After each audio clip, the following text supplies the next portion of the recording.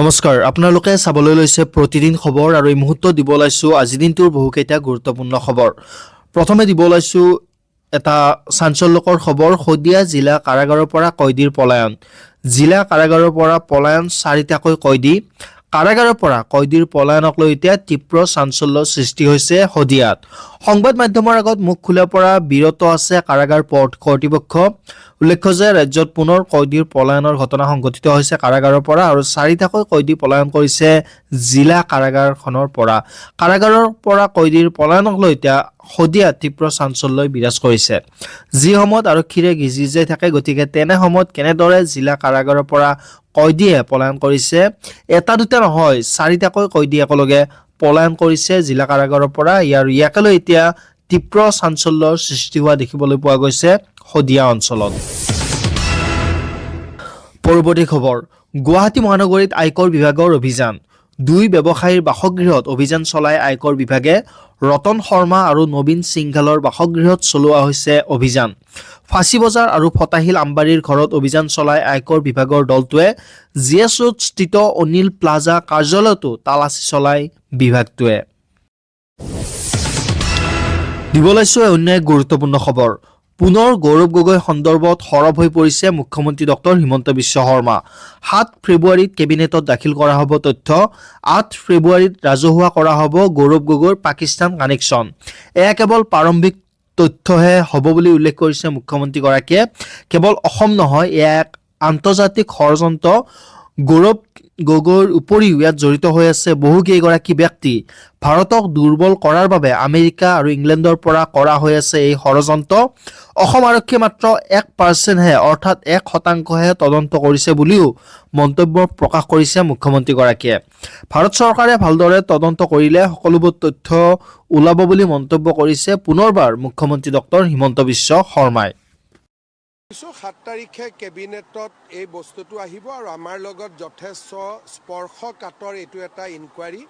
ঠিক এইটো অসমৰ ৰাজনীতিৰে চাব নালাগে, এইটো এটা বিশ্ব স্তৰৰ এটা গ্ল'বেল কনস্পিৰেচি এটা। গতিকে এইটো অকল ঠিক এইটো কথা ভুল হ'ব যে এইটো গৌৰৱ গগৈৰ এছ.আই.টি. এইটো অকল গৌৰৱ গগৈ নহয়, ইয়াত বহুত ব্যক্তি জড়িত আছে আৰু কেনেকৈ ভাৰতক ভিতৰৰ পৰা দুৰ্বল কৰাৰ কাৰণে আমেৰিকাৰ পৰা ইংলেণ্ডৰ পৰা কেনেকৈ ষড়যন্ত্ৰ হয় তাৰ এটা ইনিচিয়েল ইনকুৱাৰী এটা অসম পুলিচে খুব সফলতাৰে কৰিছে।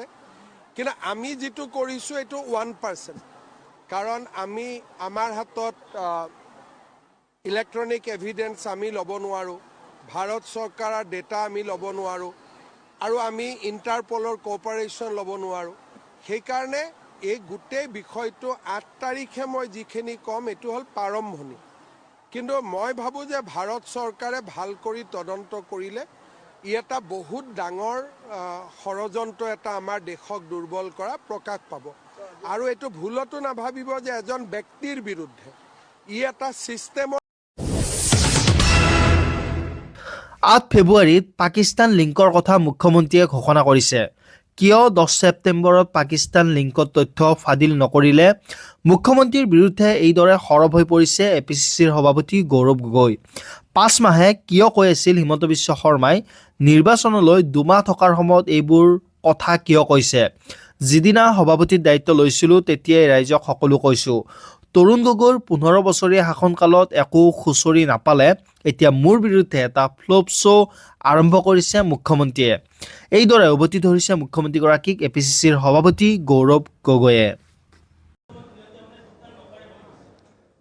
বিজেপি হ'ল গুণ্ডা দল, তেওঁলোকে হ'ল গুণ্ডা বাহিনী দল আৰু অসমৰ ৰাইজে ভালদৰে জানে যে তেওঁলোকৰ এই দাদাগিৰি আৰু নচলিব। বহুত হ'ল তেওঁলোকৰ দপদপনি। এইখিনি কথা 10 ছেপ্টেম্বৰত কিয় নকৰিলে?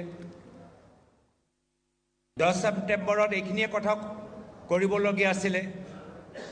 যদি কথাবোৰ ইমানে গুৰুত্বপূৰ্ণ তো ইমান মাহ, ছেপ্টেম্বৰ মাহ, অক্টোবৰ মাহ, নৱেম্বৰ মাহ, ডিচেম্বৰ মাহ, জানুৱাৰী মাহ, কিমান মাহ হৈ গ'ল মই পাহৰি গ'লোঁ। 5 মাহ হৈ আছে। ইমান ডাঙৰ কথা ইমান গুৰুত্বপূৰ্ণ কথা আৰু 5 মাহ তেওঁ বহি আছে, ফাইল তেওঁৰ হাতত, 5 মাহ তেওঁ শুই আছে। এতিয়া নিৰ্বাচন 2 মাহ চাপিছে আৰু আমি হুইজ হিমন্ত বিশ্ব শৰ্মা অসমৰ ৰাইজৰ চুকে কোণে ওচৰত লৈ গৈছোঁ। কিমান ক'লোঁ? 12,000 বিঘা। 12,000 বিঘা মাটি ক'ত লৈছে আমিও এতিয়া ময়ো বিচাৰ কৰা নাই, মই নিজে গৈ চাব লাগিব। মই নিজে গৈ চামগৈ ক'ত আছে। আমি সকলোৱে গৈ আমি চামগৈ আৰু আমি নিজে চাম আৰু ৰাইজক দেখাম যে 12,000 বিঘা মাটি অসমৰ মুখ্যমন্ত্ৰীয়ে ক'ত লৈছে আমি দেখাম। আৰু ৰাইজক এইখিনি কথা আমি ক'লোৱে, সেইদিনাই আমি ৰাইজৰ আগত গোটেইখিনি কথা মুকলি কৰিলোৱে। আৰু ৰাইজে যথেষ্ট আজি ৰাজনৈতিকভাৱে যথেষ্ট সক্ৰিয়।